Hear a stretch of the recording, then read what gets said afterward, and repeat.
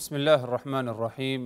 الحمد لله رب العالمين، والعاقبة للمتقين ولا عدوان إلا على الظالمين، والصلاة والسلام على رسوله الكريم، اما بعد۔ اللہ تبارک و تعالی پر حمد و ثنا اور اس کے نبی کریم صلی اللہ علیہ وسلم پر بے شمار بے حد بے عدد درود و سلام کے بعد، محترم ناظرین، قصص القرآن کے اس سلسلہ وار پروگرام میں ہم آپ کی خدمت میں حاضر ہیں۔ السلام علیکم ورحمۃ اللہ وبرکاتہ۔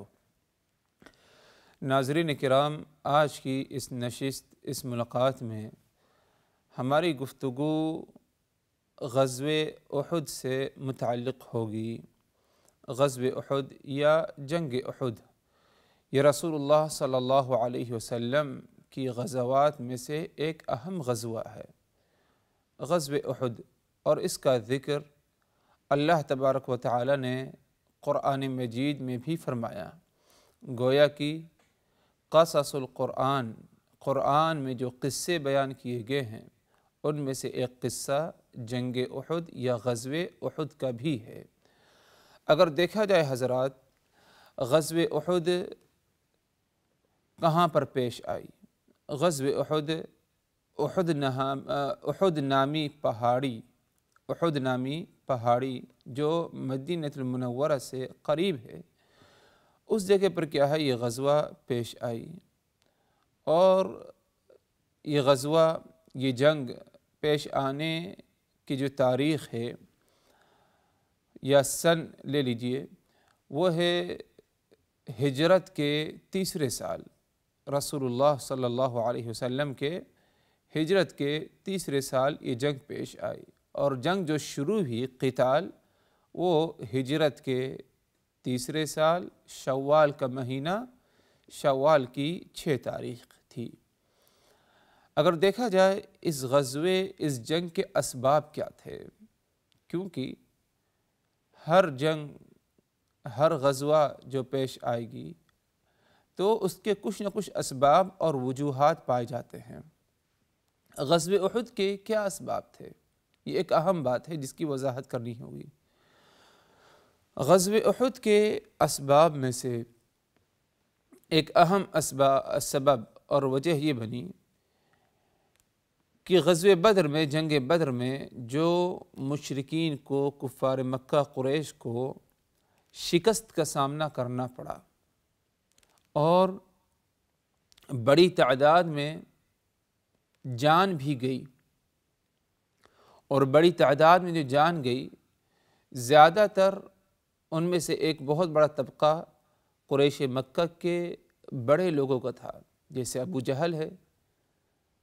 ابو جہل ایک بڑی شخصیت مانی جاتی تھی، اسی طرح اور بھی دوسرے اکابر قریش مکہ کے پائے گئے جن کا قتل غزوہ بدر میں ہوا۔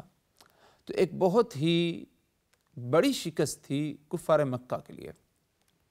جب کفار مکہ لوٹ کر کے گئے مکہ المکرمہ، اور جب مکہ المکرمہ پہنچ گئے، پہنچنے کے بعد ہی سے ایک پلاننگ اور ایک تیاری شروع ہوئی، اور یہ پلاننگ کرنے والے، تیاری کرنے والے ابو سفیان تھے۔ ابھی تک انہوں نے ایمان نہیں لایا تھا۔ ابو سفیان نے لوگوں کو دوبارہ پھر ورغلانا چاہا، اور دوبارہ پھر ان کے اندر ہمت ڈالنی چاہی کہ ہم جو ہے انتقامی جنگ، ہمیں ان مسلمانوں سے لڑنا ہوگا۔ انتقامی جنگ، کس چیز کا انتقام؟ کہ ہمیں جس شکست کا سامنا کرنا پڑا اور ہمارے بڑے بڑے اکابر کا جو قتل ہوا، اس کا بدلہ ہمیں لینا ہوگا۔ تو اس مدعے کے ماتحت کفار مکہ، قریش مکہ کو تیار کیا جا رہا تھا، اور بالخصوص اس جنگ کی، اس غزوے کی جو تیاری کی قریش مکہ، اسی قافلے کی مال سے جو قافلہ غزوہ بدر کے موقع پر کیا ہے، بچ گیا تھا، اسی قافلے کے مال کو لے کر کے ابو سفیان نے اس جنگ کی تیاری شروع کی، اور ایک ایک کے پاس ابو سفیان گئے۔ کون؟ ہر وہ شخص جس کا مال اس قافلے میں موجود تھا، ہر اس شخص کے پاس گئے اور اس سے کیا ہے امداد طلب کی، تاکہ جو ہے قافلہ جو تھا اس میں سے کچھ مال دے دیا جائے اور اس مال کے ذریعے کیا ہے جنگ کی تیاری ہو۔ اسی لیے اللہ تبارک و تعالی نے اس بات کا ذکر قرآن مجید میں فرمایا۔ مطلب قریش مکہ، کفار مکہ اپنے مال کو خرچ کر رہے ہیں، اور کون سا مال؟ تجارت، جو تجارتی قافلہ تھا، اس میں سے مال نکال کے اس جنگ کے لیے تیاری کر رہے ہیں۔ اللہ تبارک و تعالی نے اس کا ذکر قرآن مجید میں فرمایا اور کہا ان الذین کفروا ينفقون اموالهم ليصدوا عن سبيل الله فسينفقونها ثم تكون عليهم حسرة ثم يغلبون والذین کفروا الى جہنم یحشرون۔ یقیناً جنہوں نے کفر کیا، ينفقون اموالهم، یہ اپنے مال کو خرچ کرتے ہیں، اپنے مال کو صرف کرتے ہیں۔ کس میں خرچ کرتے ہیں اور اپنے مال کو کس میں صرف کرتے ہیں؟ لیصدوا عن سبیل اللہ، تاکہ اللہ کی راہ سے لوگوں کو روک دیا جائے۔ دین اسلام ہے، رسول ہیں، ان کا پیغام ہے، یہ اللہ کا راستہ ہے۔ اس راستے پر چلنا، اس راستے کو اختیار کرنے سے لوگوں کو روکا جائے، اور روکنے کا طریقہ کیا ہے؟ ينفقون اموالهم، یہ کفار اپنے مال کو اس مقصد کے لیے کیا ہے خرچ کرتے ہیں۔ آگے فرمایا اللہ تبارک و تعالی نے فَسَيُنْفِقُونَهَا، اور یہ خرچ کریں گے، کرتے رہیں گے اسی نیت سے اور اسی جگہ پر اللہ کی راہ سے لوگوں کو روکنے کے لیے۔ ثُمَّ تَكُونُ عَلَيْهِمْ حَسْرَةٌ، اور ان کا یہ مال خرچ کرنا ان کے لیے باعث حسرت اور ندامت ہوگا۔ ثم یغلبون، اور انہیں کیا ہے شکست کا سامنا پھر دوبارہ کیا ہے کرنا پڑے گا۔ گویا کہ اللہ تبارک و تعالی نے ادھر کفار مکہ، قریش مکہ کی اس حرکت کی مذمت کرتے ہوئے ان کو ڈرایا، ان کو تنبیہ کیا کہ تمہارا مال یہ خرچ کرنا اللہ کی راہ سے لوگوں کو روکنے کے لیے دین اسلام سے، یہ تمہارے اوپر کیا ہے، تمہارے لیے حسرت اور ندامت کا باعث بنے گی، دنیا میں بھی آخرت میں بھی۔ ثم یغلبون، اور ساتھ ہی ساتھ تمہیں غلبے کا اور تمہیں شکست کا سامنا کرنا پڑے گا۔ آگے فرمایا اللہ تبارک و تعالی نے والذین کفروا الی جہنم یحشرون، اور جنہوں نے کفر کیا یقیناً جہنم میں ان کو کیا ہے پیش کیا جائے گا، جہنم تک داخل کیا جائے گا۔ لیمیز اللہ الخبیث من الطیب ویجعل الخبیث بعضہ علی بعض فیرکمہ جمیعا۔ یہ کفار اللہ کی راہ سے لوگوں کو روکنے کے لیے مال خرچ کریں گے، حسرت ندامت کا باعث ہوگا۔ یہ سب کیوں ہوگا؟ تاکہ اللہ تبارک و تعالی خبیث اور طیب میں فیصلہ کر دے۔ گندی چیز کیا ہے، گندی بات کیا ہے، کفر کیا ہے، اچھی بات پاکیزہ بات ایمان کیا ہے، ان دونوں میں تمیز ہو جائے اور فرق ہو جائے۔ وَيَجْعَلُ الْخَبِيثَ بَعْضَهُ عَلَى بَعْضٍ فَيَرْكُمَهُ فِي جَمِيعًا فَيَجْعَلَهُ فِي جَهَنَّمَ، اور اسی طرح خبیث کو ایک دوسرے پر کیا ہے اکٹھا کیا جائے، ایک جگہ جمع کیا جائے، بالکل مختلف اور جو ہے تمیز ہو جائے اس کی، اور اس کے بعد جو ہے سارے خبیث چیز کو، بری چیزیں کو جو انہوں نے اللہ کی راہ سے لوگوں کو چلنے سے روکنے کے لیے خرچ کیا ہے، یہ ساری چیزوں کو کیا ہے جہنم میں داخل کر دیا جائے۔ اولئک هم الخاسرون، یقیناً یہی لوگ خسارہ اور نقصان اٹھانے والے ہیں۔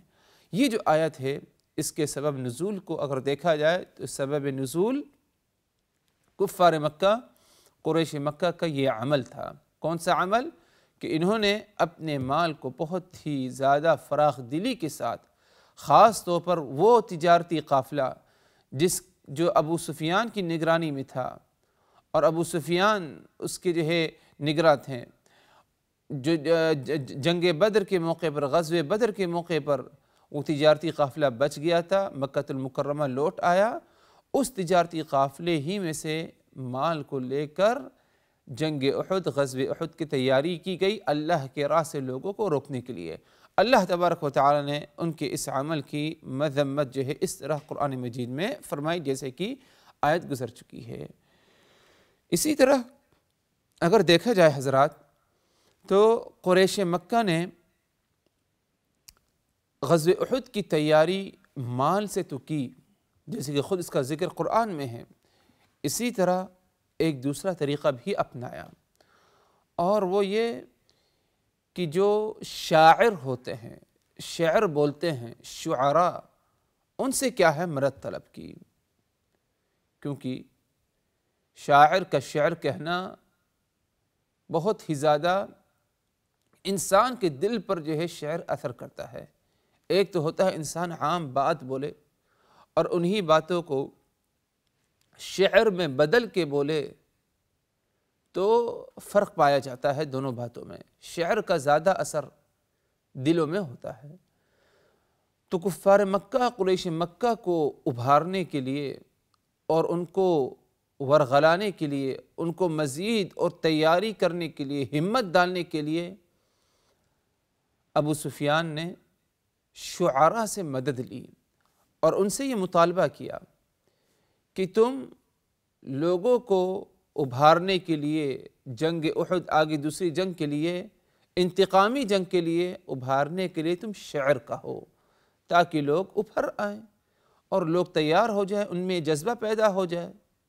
اسی لیے اگر دیکھا جائے تو ایک شخص جس کا نام ابو عزہ تھا، یہ ابو عزہ، یہ ایک شاعر تھا، اس کو تیار کیا گیا اس مقصد کے لیے کہ تم شعر کہو، شعر کے ذریعے لوگوں کو تیار کرو جنگ کے لیے۔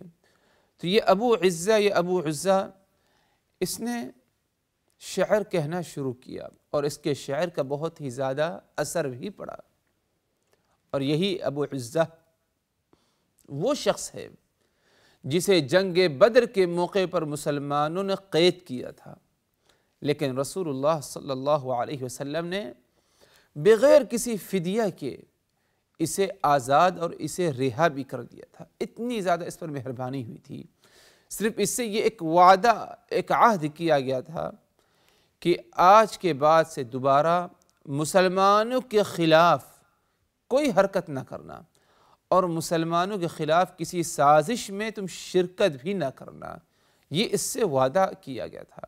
لیکن اس کے باوجود اس نے وعدہ خلافی، عہد شکنی کرتے ہوئے کفار مکہ، قریش مکہ کو ابھارنے کے لیے، تیار کرنے کے لیے، جذبہ پیدا کرنے کے لیے، انتقامی جنگ کے لیے اس نے شعر کہا، گویا کہ اس نے عہد شکنی اور وعدہ خلافی کی، اور یہ ایک بہت ہی بری چیز تھی۔